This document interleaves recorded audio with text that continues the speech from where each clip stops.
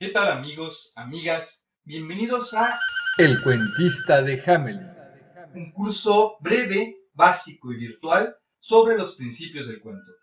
A lo largo de 3 sesiones, veremos las bases de este género para que ustedes puedan crear sus propias historias. El desenlace. En nuestro capítulo anterior, nuestro cuento se encontraba terminando el clímax y a punto de iniciar la caída libre.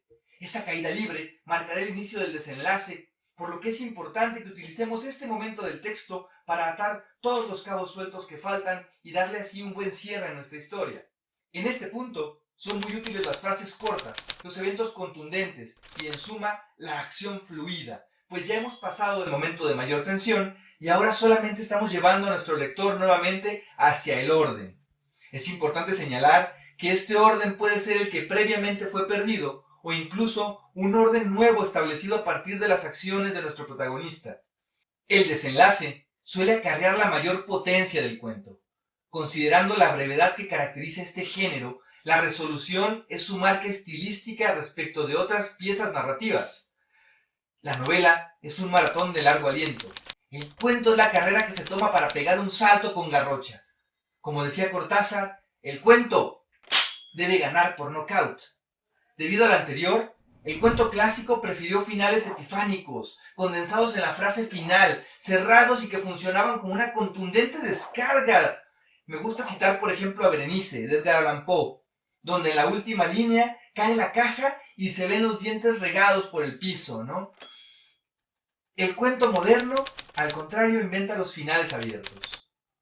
Un cuento cuya interpretación debe ser buscada por el lector entre las diferentes versiones de los puntos de vista narrativos y lo que posiblemente pudo haber pasado con los personajes a partir de sus acciones dadas. Le da al lector el control del final de la historia, y esto también genera honda huella en el lector.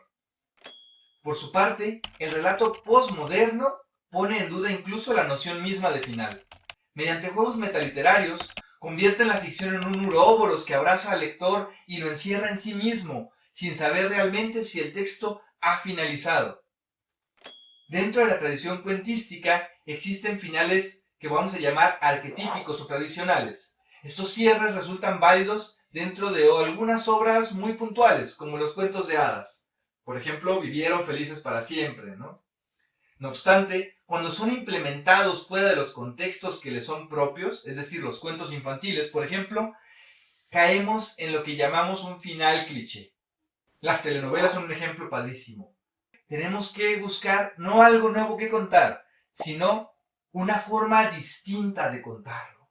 En esta misma línea, podemos hablar precisamente del tiempo de la narración y el tiempo del relato.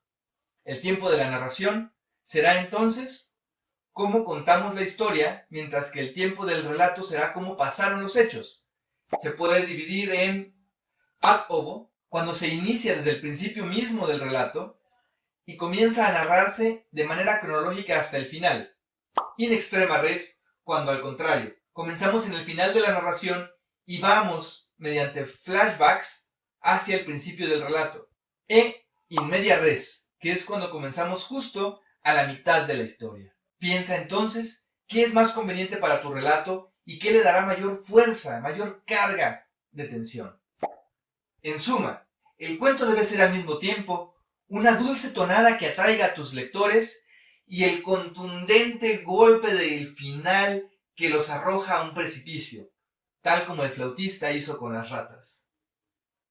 En suma, el cuento debe ser una dulce tonada que atraiga a los lectores y al mismo tiempo el contundente salto al vacío que se da desde el acantilado a través de esa tonada para encontrarse con el vasto universo de la literatura.